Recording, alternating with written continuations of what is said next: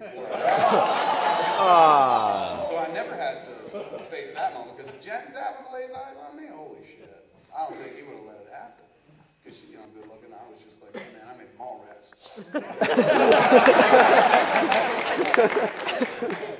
As you read one of my dirty articles in Details magazine, you know. So I got off light to that respect. Wait, what was my point? What was I talking about? So Malcolm, I was talking about Malcolm and the bear, you know, Malcolm and the bear movement. Yeah. Take my situation and times it by 10,000. If, like... We're Malcolm? Yes! Like, you're a guy, you're a father who has a son. And in this case, your son is the treasure. Gotcha. And all of a sudden, your son, who you're like, you see a bright future for, prospects, you know, gonna have a family one day, gonna be grandkids. Does the father know that he's gay at that point? No, and then he comes to the door with Malcolm. Okay, that's his coming out? Yeah. And he's just like, this is it. Do you think the father's head is just like, well, that was 20,000 times like the derision that I had to face would be the derision that Malcolm has to face, because the father's just like, I held him as a little boy. He's my boy. He's gonna play ball. Now he's gonna suck balls. This guy. That's the other thing. It's like, as we were talking about from Malcolm's talk, it's like you add to the fact that, you know, number one, like, hey, he's gay, and then some of my fathers take that really hard. In addition, it's like, hey, not only is he gay, that's what he chooses to fuck. Yeah. He puts that in it, you know, and that in here, and then they fucking laugh at you.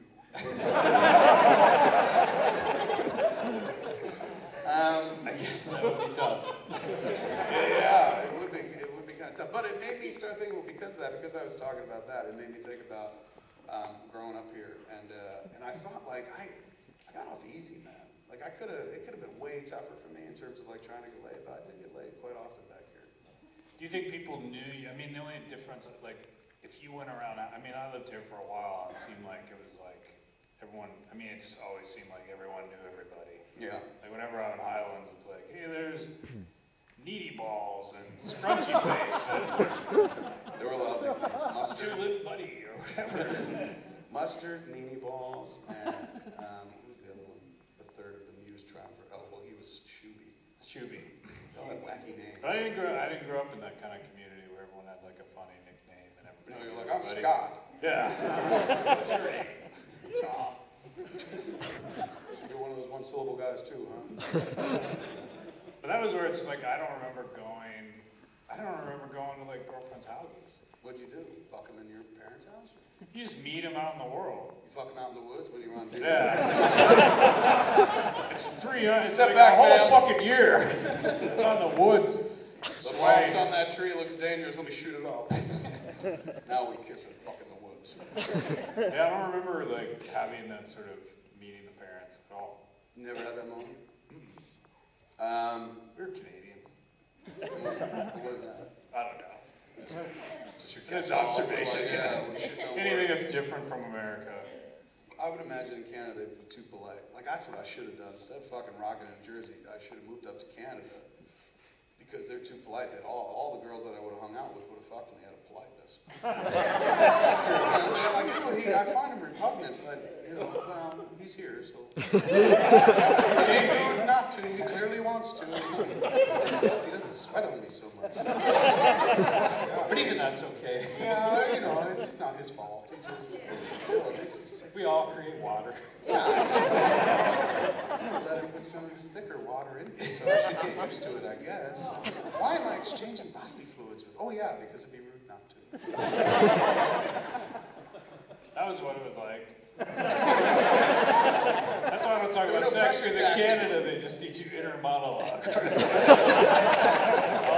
and I heard, then they put it in a pussy. Oh, wasn't that wonderful? Step by step. She put it in her mouth. Oh, it's going in her mouth, is it? Oh, she's using her tongue this time. This is wonderful. Oh, this is one of those loose girls Mom talked about. She's earned my favor.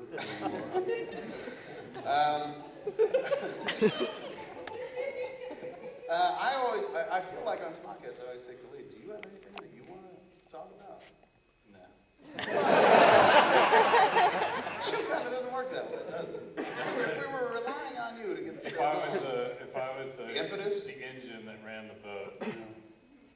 just drop anchor. Like, why are we going anywhere? Yeah.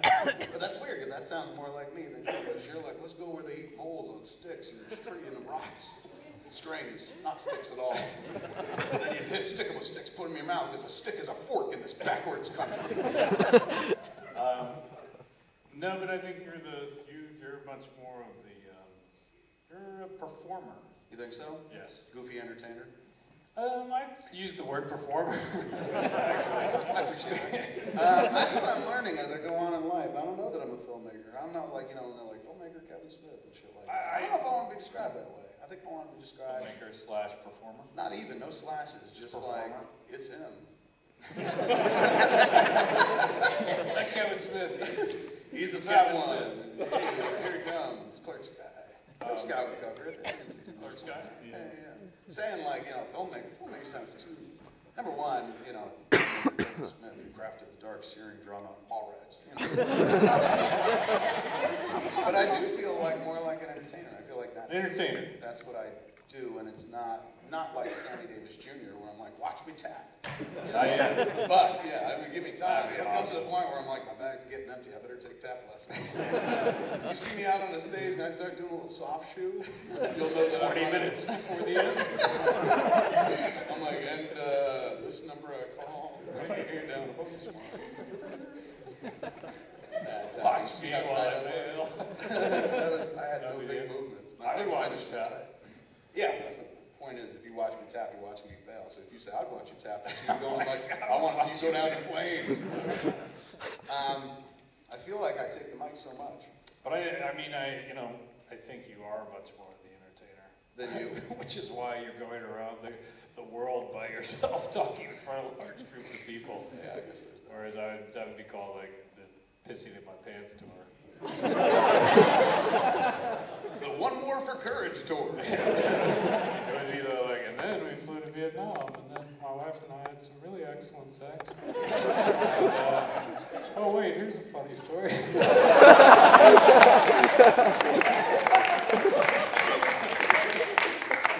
It's like the NPR version of SModcast. That was so easy listening.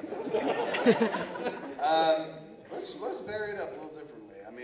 Let's not turn it into a Q&A necessarily, but anybody got a suggestion what you'd like us to talk about before we get out of here? We've got probably another half hour. Mackenzie Phillips. Okay. Thank you so much.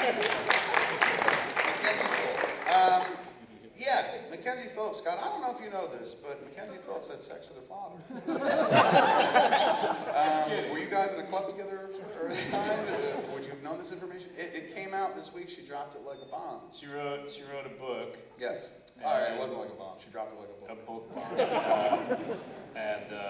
She dropped a tidbit, though. She described an ongoing sexual relationship. That was with the her dad. mind bender. The mind bender was that, and this is Mackenzie Phillips, who was on One Day at a Time. She was an actress, and she still is, but more well-known back in the day, in the 70s, early 80s, growing up. She was on TV. Yeah. Valerie Bertinelli's sister in that show. And remember, her father is John Phillips, yes. and her mom, I don't know who she is, not Michelle Phillips, I don't think. I think Michelle Phillips is John China Phillips. Something mother, and there's John some Phillips, other member of the woman. Mamas and the Papas. Yes. So she comes from a family of entertainers. Yes. Which makes me, when you're like, you're an entertainer, that's what I think of when I think of entertainers. That's what you connect now? Yeah, when Based I on think her of book? entertainers, I'm like, when you're like, Kev, you're an entertainer, I'm like, are you telling me I should have sex with my daughter at her wedding night?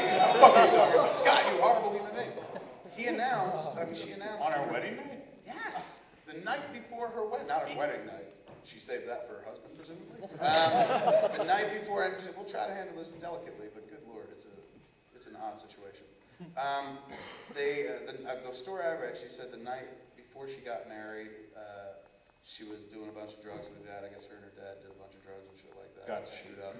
Dude, it had been an old story people had heard before that he had Given her to drugs, give her heroin yeah. back in the day when she was a preteen. The drug part of it isn't new, it's the sexual. That was the fucking surprise. But sometime around her wedding, he felt that the was night the before appropriate. her wedding, he went over there and they were drinking, doing drugs, and he was trying to convince her not to get married, and then she said she blacked out, and when she came to,